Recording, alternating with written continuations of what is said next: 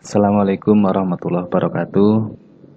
Kali ini saya akan coba berdiskusi tentang non-linear ERDL model.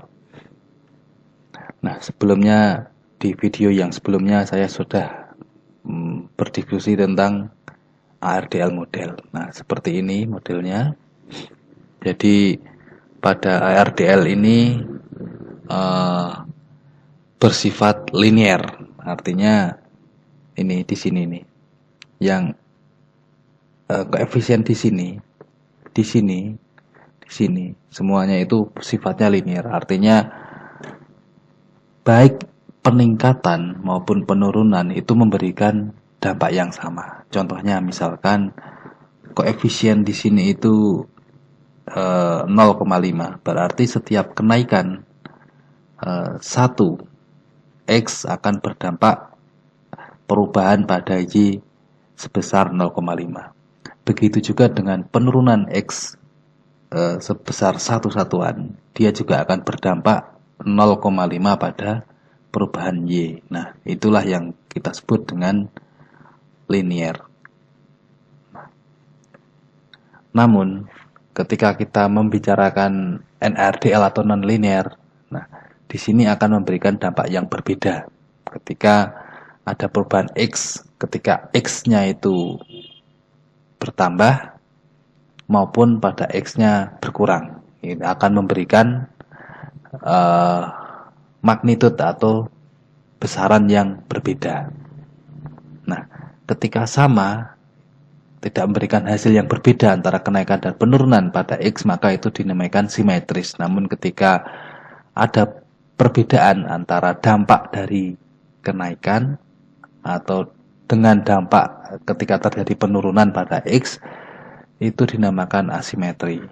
Nah, jadi persamaannya yang semula seperti ini, kemudian pada model yang asimetris dibuat seperti ini. Jadi ada X plus dan X min. Nah, di sini memberikan koefisien yang berbeda. Jika ini sama koefisiennya, tidak berbeda nyata, maka modelnya simetris dan tidak perlu dibuat model yang seperti ini, tapi model yang seperti ini. Tapi ketika ini terjadi perbedaan yang signifikan, maka model asimetri lebih baik. Nah, sehingga diciptakanlah model NARDL atau non-linear ERDL model. Nah, ini pada tahun 2014 oleh Shin Yu dan Greenwood Ninmo. Nah, seperti ini. Sama dengan yang ARDL, cuman di sini ini ada X plus dan X min. Di sini juga sama pada jangka panjangnya, long run-nya, X plus dan X min. Nah, contohnya seperti apa? Nah, contohnya seperti ini. Nah, di sini ada data, ini Y-nya, dan ini X-nya. Nah, ketika kita menggunakan persamaan linear, maka slope atau koefisiennya 2,67. Nah, kemudian jika kita bagi menjadi X plus dan X min, nah, ini yang X plus, ini yang X min, slope-nya akan berubah menjadi 1,51 dan 1,23. Artinya setiap kenaikan pada X akan berdampak kenaikan 1,51 pada Y. Dan sebaliknya, ketika terjadi penurunan X satu satuan, maka akan terjadi penurunan 1,23 pada Y. Nah, kalau yang ini sama. Ketika naik juga dampaknya 2,67, ketika turun, X-nya turun juga turun 2,67. Nah, kemudian sama dengan RDL. Yang pertama kita perlu menguji stasionaritas dengan unit root test. Kemudian jika kita pastikan bahwa setiap variabel itu harus mencapai stationarity pada tingkat level atau pada phase difference. Jangan sampai ada yang sampai second difference. Kemudian dilakukan uji bond test, itu sama dengan yang ARDL. Cuman persamaannya tadi ini. Pada short run ini juga X plus dan X min, pada long run juga dibagi menjadi X plus dan X min. Kemudian kita menggunakan F-test, ini besaran 2001 dan 2004. Kemudian kita menguji hipotesis. Jika hipotesisnya 0, maka tidak ada kointegrasi. Jika tidak 0, maka terjadi kointegrasi. Nah, kemudian kita juga perlu menguji asimetris, jangka panjang dan jangka pendeknya. Untuk jangka panjang, nah seperti ini. Nah ini, negatif X atau koefisien yang plus positif dibagi koefisien yang Y. Sama juga pada yang negatif, juga koefisien pada yang negatif dibagi koefisien Y. Dan jika kalau sama ini, maka tidak ada asimetri jika yang plus dan yang minus itu sama. Kemudian kalau berbeda, maka ada asimetri. Sama juga dengan yang untuk short run atau jangka pendek, kita menggunakan uji Watt test. Ini adalah sigma atau jumlah dari koefisien yang plus itu apakah sama dengan yang minus. Kalau sama maka itu simetri. Kalau tidak sama atau berbeda maka bisa dikatakan ada asimetri. Baik, kita langsung menuju ke data. Oke, kita. Nah, di sini kita punya data produksi, kemudian ini harga input, dan ini adalah hujan sebagai variabel kontrol. Oke, kita coba. Pertama, kita lihat datanya dulu. Produksi, input, dan hujan. Kita open datanya. Nah, kira-kira seperti ini. Data produksi, ini data harga input, dan ini hujan. Kita di sini pertama bisa melihat deskriptif statistiknya. Nah, seperti ini. Jadi ada 120 pengamatan, rata-rata produksi 83, input 2,9, dan hujan 216. Nah, ini untuk mendapatkan deskriptif statistiknya.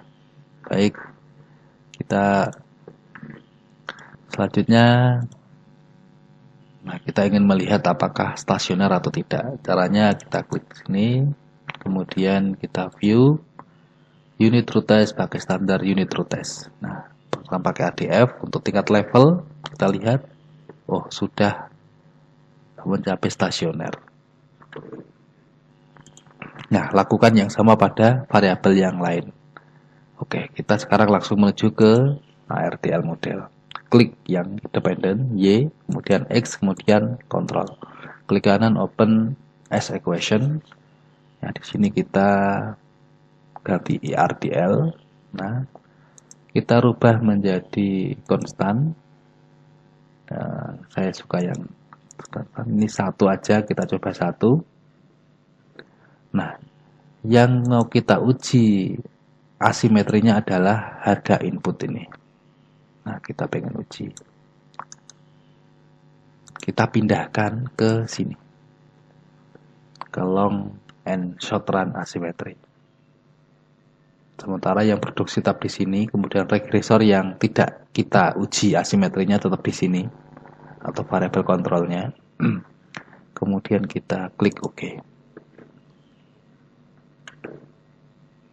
Nah, ini model ARDL-nya. Kemudian kita ingin melihat menguji apakah simetri atau asimetri. Klik di sini ARDL diagnostik simetri test. Nah, kita lihat ternyata baik long run dan short run terdapat bukti yang kuat bahwa memang terdapat asimetri ya secara signifikan. Baik, kita lihat bond testnya sekarang. Nah, bond testnya 29,28. Nah, ini lebih besar daripada critical test di 1%, 5,6. Jadi dapat kita simpulkan terdapat hubungan jangka panjang. Jadi kita perlu menguji long run dan short run-nya. Baik, sekarang kita lihat long run-nya. RDL, kemudian co-integration relation. Nah ini long run-nya. Untuk yang hujan sebagai kontrol, ini signifikan pada 10%. Nah ini 0,7, jadi ketika ada hujan maka akan menaikkan produksi. Kemudian untuk yang positif ini input price, ketika dia terjadi kenaikan 1, maka akan terdapat kenaikan produksi 3,8. Kemudian jika turun, ini maksudnya akan terjadi penurunan 1,7. Nah ini signifikan. Dan terdapat perbedaan yang nyata pengaruh ini, kenaikan maupun penurunan. Nah, pengaruhnya berbeda. Kemudian kita lihat di short run-nya, RDL, error correction result. Nah ini pada yang positif 4,4, sedangkan yang negatif penurunan turun 1,2. Terhadap perbedaan yang nyata. Error correction termnya ini negatif dan signifikan. Kemudian kita pengen menguji residualnya. Pertama normality test. Nah, ini lebih besar dari 0,05, jadi normal, residunya normal, lolos uji asumsi. Kemudian untuk uji asumsi kedua yaitu tentang serial correlation. Kita rubah 1 karena lag-nya 1. Nah ini lebih besar dari 0,05. Kemudian kita uji juga heteroscedasty. Kita klik sini, lebih besar dari 0,05. Nah kita dapat menyimpulkan bahwa lulus uji asumsi. Kemudian kita melihat stability model pakai custom test. Nah, berada di dalam 2 ini, jatuh di antara 2 confidence interval, jadi stabil. Yang satunya dengan menggunakan recursive custom of square test. Oke. Nah, masih di dalam 2 batas ini, sehingga dapat dikatakan modelnya stabil. Baik, mungkin ini yang bisa saya sampaikan. Terima kasih atas perhatiannya. Assalamualaikum.